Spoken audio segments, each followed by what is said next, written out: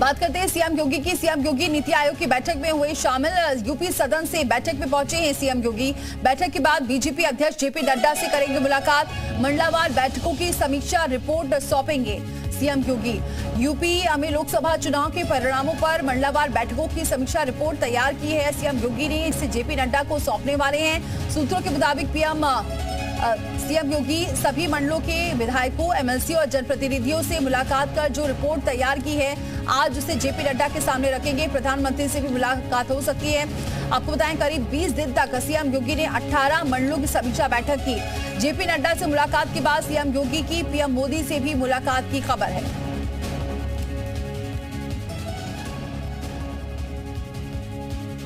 तो इस वक्त की बड़ी खबर, सीएम योगी नीति आयोग की बैठक में शामिल हुए हैं।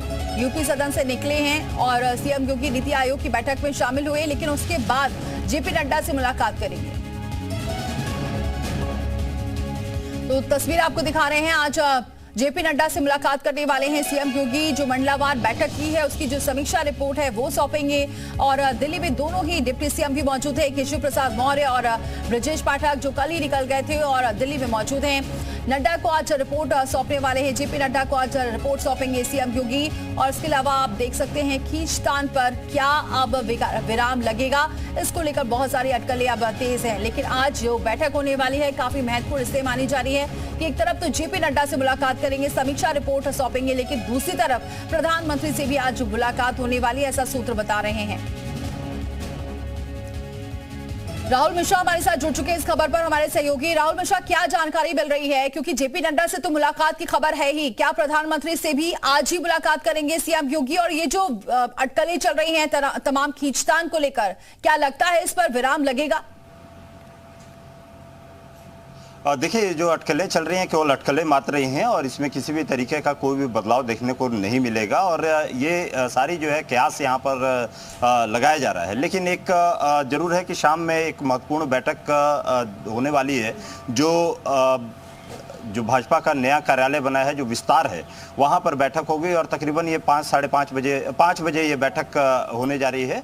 और इसमें तमाम जो अलग अलग राज्यों के बीजेपी शासित प्रदेश के मुख्यमंत्री हों, सारे के सारे इस बैठक में शामिल होंगे और अपना वहां का स्टेटस रिपोर्ट उन लोगों के द्वारा दिया जाएगा। और एक महत्वपूर्ण बैठक है आने वाले समय को लेकर के, संगठन को किस तरीके से मजबूत करना है, संगठन को मजबूत करने के साथ साथ वहां पर किन केंद्र बिंदुओं पर जाकर के और जनता के बीच में जाना है, कैसे केंद्र और राज्य के बीच में किससे बेहतर समन्वय के साथ साथ वहां पर जो परियोजनाएं योजनाएं हैं उनको कैसे धरातल पे ले आना है। या कहीं पे जैसे यूपी में ही जिस तरीके की स्टेटस देखने को मिला था, रिपोर्ट एक दिया जाएगा कि वहां पर क्या खामियां रह गई थी जो लोकसभा चुनाव में इतना उनको वहाँ पर पीछे जाना पड़ा था। तो ये सारी चीज़ें वहाँ पर बताई जाएगी, यूपी के लिहाज से देखा जाएगा। हालांकि दूसरे राज्यों के भी मुख्यमंत्री और डिप्टी सीएम वहाँ पर मौजूद रहेंगे, इन बैठकों में शामिल होंगे।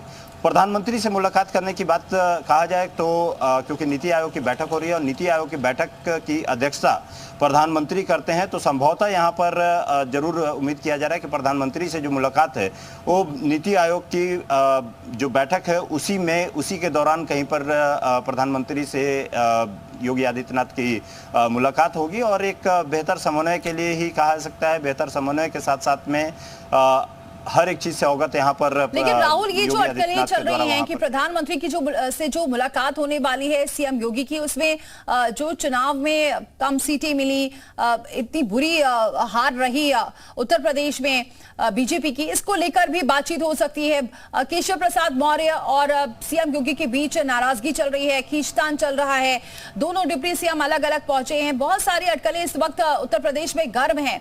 क्या लग रहा है कि ये बैठक के कुछ इस तरह से भी मायने निकाले जाएं? देखिए, क्योंकि जरूर इस पे कहा जाए कि एक आज विराम जरूर इस पर से लग जाएगा, लेकिन दोनों के बीच में तकरार तो जरूर देखने को मिल रही है।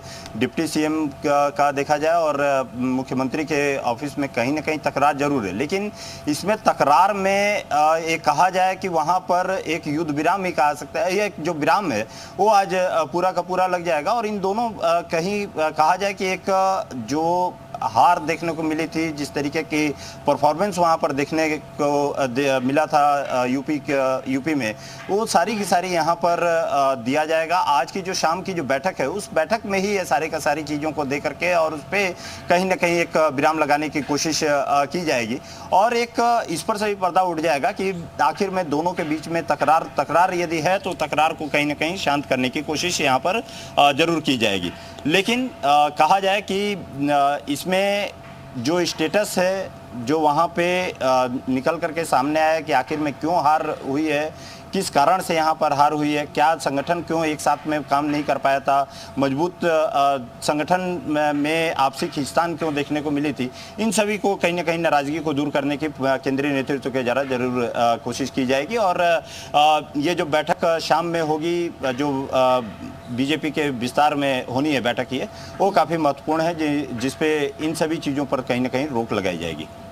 जी राहुल, लेकिन ये बात सही है कि अब रोक लगे क्योंकि अटकलें तो बहुत तेज है और बहुत सारी बातें केशव प्रसाद मौर्य को इस वजह से लेकर निकल कर आ रही है कि पहले उन्होंने ये कहा कि संगठन सबसे बड़ा है, फिर जितने भी विधायक हैं वो सब केशव प्रसाद मौर्य के पास पहुंच रहे हैं, अपनी बातों को रख रहे हैं, चाहे वो ओम प्रकाश राजभर की बात करे, संजय निषाद की बात करे, फिर प्रयागराज में जो मंडलावार बैठक हो रही थी वहां केशव प्रसाद मौर्य नहीं पहुंचे।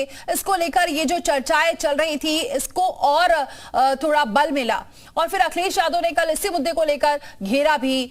अब क्या लग रहा है, क्या इन मामलों को शांत किया जाएगा क्योंकि अब सब शीर्ष नेताओं के पास आज पहुंचे हुए हैं, या क्योंकि इसका कहीं ना कहीं असर उपचुनाव में भी देखने को मिल सकता है? देखिए, उपचुनाव में भी देखने को मिल सकता है और आने वाले समय में जब यहाँ पर चुनाव होगा तो उसमें भी असर देखने को मिल सकता है। मैं कह रहा हूँ कि इस पे विराम लगाने की कोशिश केंद्रीय नेतृत्व के द्वारा किया जाएगा और सबको, संगठन को एक साथ लेकर के बैनर के तले यहाँ पर ला करके और फाइट कराने की बात यहाँ पर की जाएगी। तो इसमें जो भी नाराजगी है, उन नाराजगी को दूर करने की कोशिश की जाएगी। उपचुनाव के लिए भी कहा जाए कि उपचुनाव में यहाँ किस तरीके से एक साथ में कलेक्टिव होकर के यहाँ पर फाइट करें। जिस तरीके का लोकसभा चुनाव में हार देखने को मिली थी, जिस तरीके से, ठीक है, देखेंगे राहुल, अब बातचीत होती है, मुलाकात होती है, उसके बाद क्या कुछ निकलकर सामने आता है बैठक के बाद। बहुत शुक्रिया।